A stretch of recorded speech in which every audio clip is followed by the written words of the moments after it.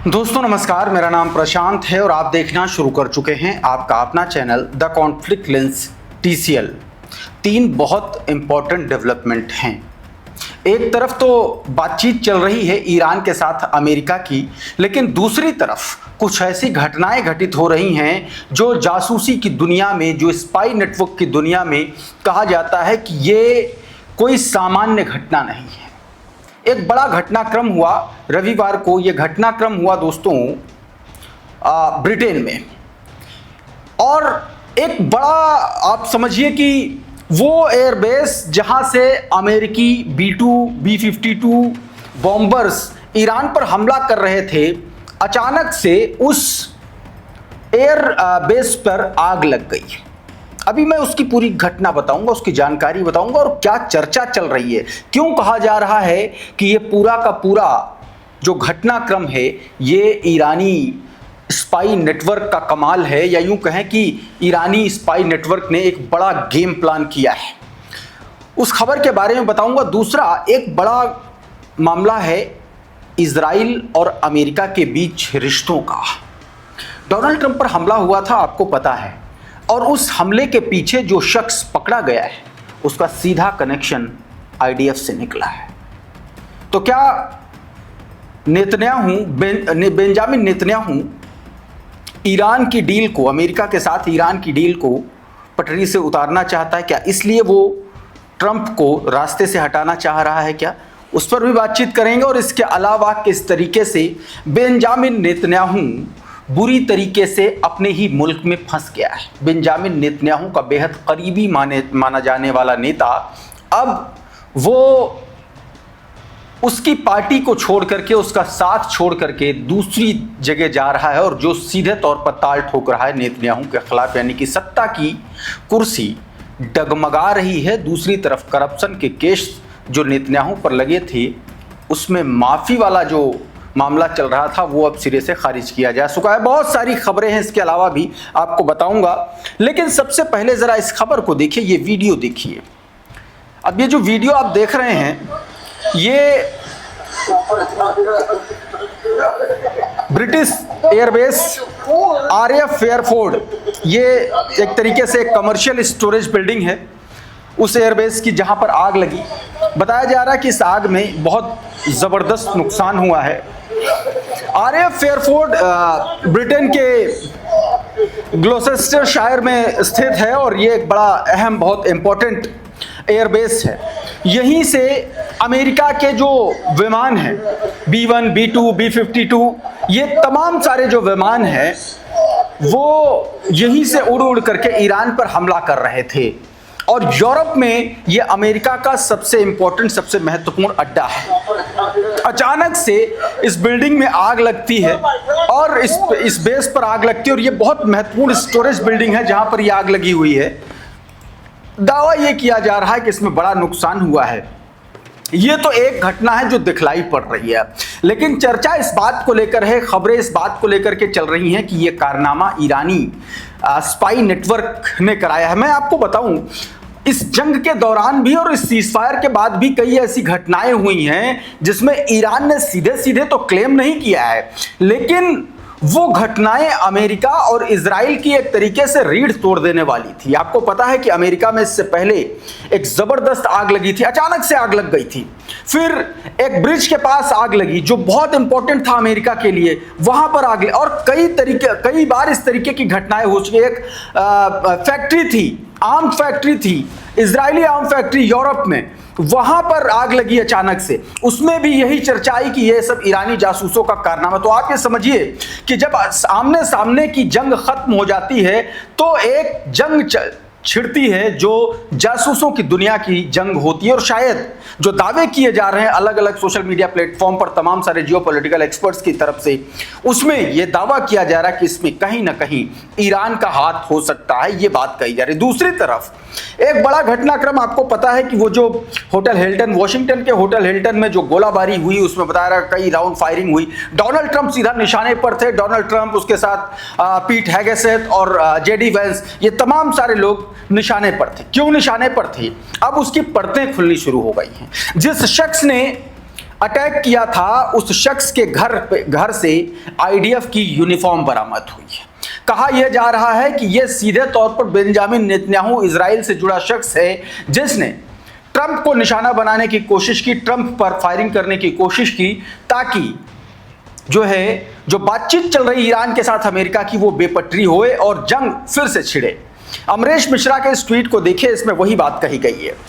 कहा गया कि कोल एलन के घर से आईडीएफ इजरायली डिफेंस फोर्सेस की एक मिलिट्री यूनिफॉर्म मिली। कोल एलन ने ही ट्रंप की हत्या की कोशिश की थी। क्या यह ईरान के मुद्दे पर ट्रंप के लिए नेतन्याहू की तरफ से एक चेतावनी है? अमेरिका में यह बात आम जानकारी है कि ट्रंप युद्ध खत्म करना चाहते हैं और इजराइल इससे खुश नहीं है।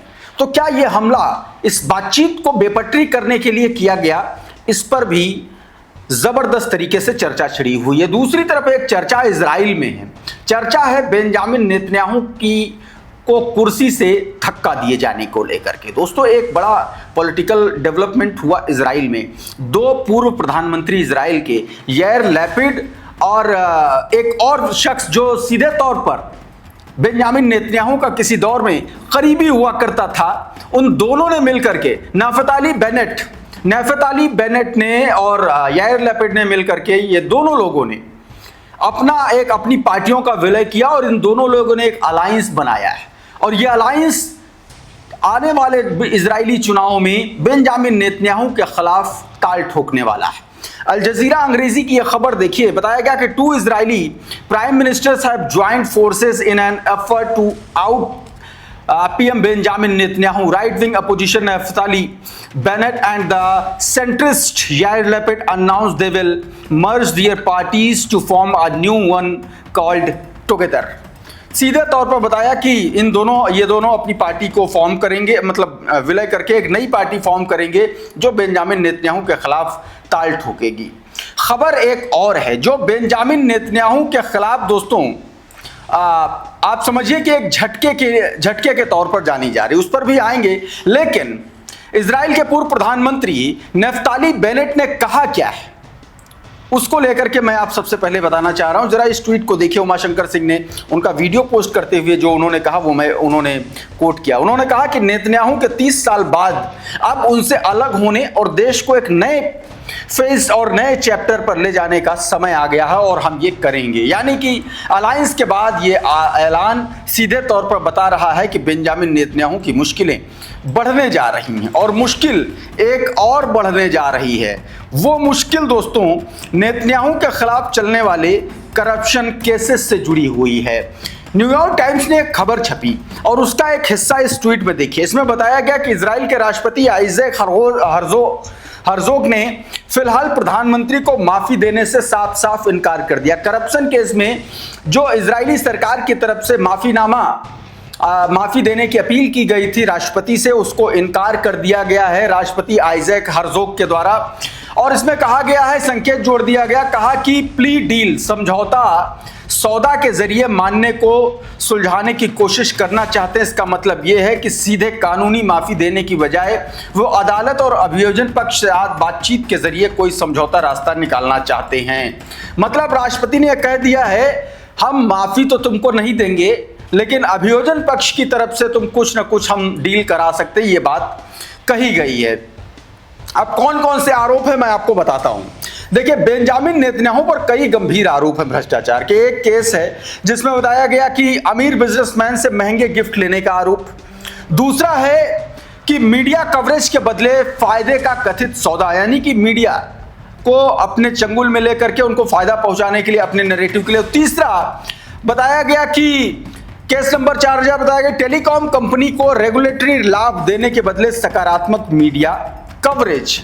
बहुत सीधा मतलब है, हर वो काम बेंजामिन नेतन्याहू कर रहा है जो एक तानाशाह करता है। एक और तस्वीर मैं आपको दिखाने की कोशिश करता हूं। यह सीधे तौर पर अमेरिका और ईरान से जुड़े समझौते को लेकर के है। कादम्बिनी शर्मा का ये ट्वीट देखिए। ये बता रही कि ईरान ने अमेरिका को प्रस्ताव सौंपा है जिसमें स्ट्रेट ऑफ हॉर्मुज खोलने, युद्ध खत्म करने और परमाणु मुद्दे पर बातचीत पोस्टपोन करने पर चर्चा को तैयार है। ईरान ने यह कह दिया, ईरान ने कहा कि भाई हम देखो, हम स्ट्रेट ऑफ हॉर्मुज खोल देंगे, लेकिन युद्ध खत्म कर देंगे, आपको ब्लॉकेट खोलना पड़ेगा।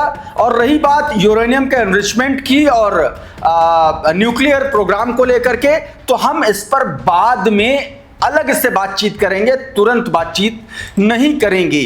अब इसके बाद में खबर यह आ रही है कि इसको लेकर के डोनाल्ड ट्रंप जल्दी ही एक बैठक करने वाले हैं अधिकारियों के साथ। यह ट्वीट देखिए, बताया गया कि ट्रंप जल्द ही एक बैठक कर सकते हैं जिसमें ईरान के इस प्रस्ताव पर चर्चा होगी उसमें जिसमें उसने अमेरिका को हॉर्मुज स्ट्रेट को खोलने और उससे पहले नौसेना के ब्लॉकेड हटाने की बात कही है। साथ ही इसी प्रस्ताव में न्यूक्लियर मुद्दे पर बातचीत को बाद में स्टेज के लिए टालने का सुझाव दिया। सिचुएशन रूम में बैठक में ट्रंप इस पर चर्चा करेंगे। ये मानने योग्य बातें हैं या नहीं हैं, लेकिन एक दो बातें ऐसे हैं जिसमें अभी भी आशंका है दोस्तों। जो मैं जो कवर कर रहा हूं इतने दिन से, जो मुझे समझ में आ रहा है कि न्यूक्लियर का मामला पोस्टपोन करना और स्टेट ऑफ हॉर्मुज को खोलने के लिए जो शर्तें ईरान दे रहा है, ऐसा नहीं लग रहा है कि इस पर अमेरिका एक राय हो पाएगा। और दूसरी तरफ बेंजामिन नेतन्याहू बैठा है इस पूरे मामले को डीरेल करने के लिए। देखते हैं क्या आखिर होगा क्या। उधर डोनाल्ड ट्रंप ने फॉक्स न्यूज को दिए गए एक फोन इन इंटरव्यू में एक और बयान दिया। डोनाल्ड ट्रंप ने दावा किया कि ईरान की जो ऑयल लाइन्स हैं उसमें तेल भर गया है और वो 3 दिन में फट जाएंगे, ये उसने दावा किया है। सुनिए जरा क्या कुछ कहा है डोनाल्ड ट्रंप ने, छोटा सा हिस्सा सुनिए पहले। Because you can't continue to put it into containers or ships, which has happened to them. अब इसने क्या कहा है सुनिए, देखिए जरा। कहा कि ईरान की लाइन्स में इतना तेल है कि 3 दिनों में वो फट जाएंगे। तेल के लिए कोई निकास नहीं है, जहाज बंद हैं, भंडार टैंक पूरी तरीके से भरे हुए हैं। या तो उत्पादन बंद करना होगा या ये 3 दिनों में फट सकते हैं और उसकी मरम्मत बहुत मुश्किल और महंगी होगी। पूरी क्षमता फिर से हासिल करनी होगी, ये बात कही गई है दोस्तों। इस बीच एक और अमेरिका का KC-135 विमान हादसे का शिकार हो गया है। क्या हुआ है जरा इस विजुअल को देखिए कि कैसे उसका इंजन फेल हो गया और उसमें आग लग गई। देखिए जरा ये अमेरिका के जॉर्जिया से जुड़ी खबर।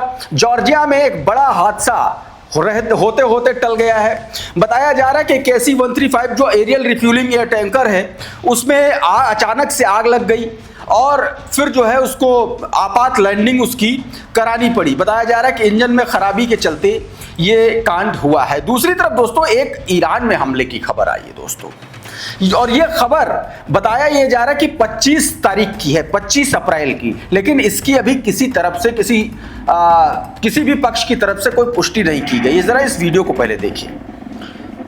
बताया जा रहा है कि यह बुशहर न्यूक्लियर प्लांट के पास मौजूद जो एंटी एयरक्राफ्ट गन थी उसको उड़ा दिया गया है और यह उसी का विजुअल है।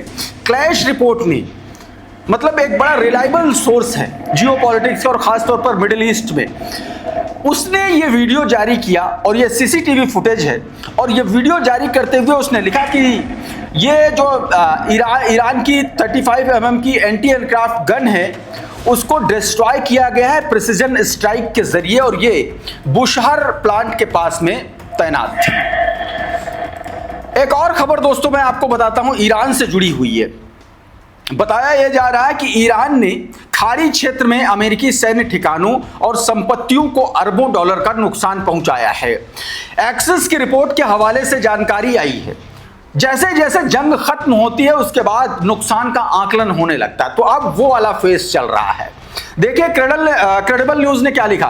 बताया कि ईरान की खाड़ी क्षेत्र में अमेरिकी सैन्य ठिकानों और संपत्तियों को अरबों डॉलर का नुकसान पहुंचाया गया। एनबीसी की रिपोर्ट, माफ कीजिएगा एक्सेस नहीं, एनबीसी की रिपोर्ट है। उसमें यह दावा किया गया कि खाड़ी देशों में अमेरिका के जो सैन्य ढांचे थे, जो उसके बहुत सारे जो एयरबेस थे, सैन्य ठिकाने थे, उनको बड़ा नुकसान हुआ है। और ये ऐसा नुकसान है जो सामान्य तौर पर जो जानकारी में बताया गया उससे कहीं ज्यादा का है। इस बीच एक खबर मैंने आपको इससे पहले के वीडियो में भी बताई, फिर से एक बार बताने की कोशिश करता हूं। ये देखिए जरा लैंड टॉप की खबर है। बताया कि दुबई को उस रात एक फोन ने बचाया। यूएई पर मिसाइलें गिर रही थी और इजराइल ने तबाही रोक दी। हुआ यह था कि अचानक से ईरान जबरदस्त तरीके से हमले कर रहा था। इस बीच खबर आई है कि यूएई को इजराइल ने सैनिकों के साथ अपना आयरन डोम एयर डिफेंस सिस्टम भेजा और पहुंचाया और उसके बाद जो है यूएई की तबाही रुकी। ये रिपोर्ट दोस्तों बता रही है। जंग शुरू होते ही ईरान ने यूएई पर करीब 500 बैलिस्टिक और क्रूज मिसाइलें और 200 से ज्यादा ड्रोन हमले किए थे, लेकिन इजरायली आयरन डोम सिस्टम ने दर्जनों मिसाइलों को हवा में ही इंटरसेप्ट कर लिया। इसके पीछे आप समझिए कि सीधे तौर पर इजराइल ने यह बड़ा खेल किया था ताकि यूएई को बचाया जा सके, ये गेम हुआ था। एक और खबर देखिए, लेबनान से जुड़ी हुई अमरीश मिश्रा का ट्वीट। बताया गया कि बीते 24 घंटे में हिजबुल्लाह की लगातार गोलीबारी के कारण 12 से ज्यादा इजरायली सैनिक घायल हुए हैं। इसमें एक मारा गया है, जिसकी तस्वीर आप अपनी स्क्रीन पर देख सकते हैं। इजराइल बिना किसी रोक टोक और संघर्ष विराम का उल्लंघन करता था। अब हिजबुल्लाह हर उल्लंघन का जवाब उससे 2 गुना बड़ा उल्लंघन करके दे रहा है। मतलब सीधा सीधा है कि अब आमने सामने की लड़ाई है और लेबनान में सीज फायर का कोई मतलब बचा नहीं है। तो दोस्तों, अभी के इस वीडियो में बहरहाल इतना ही। बहुत बहुत शुक्रिया, बहुत बहुत धन्यवाद। आप जुड़े रहिए आपके अपने channel the conflict lens TCL के साथ। नमस्कार।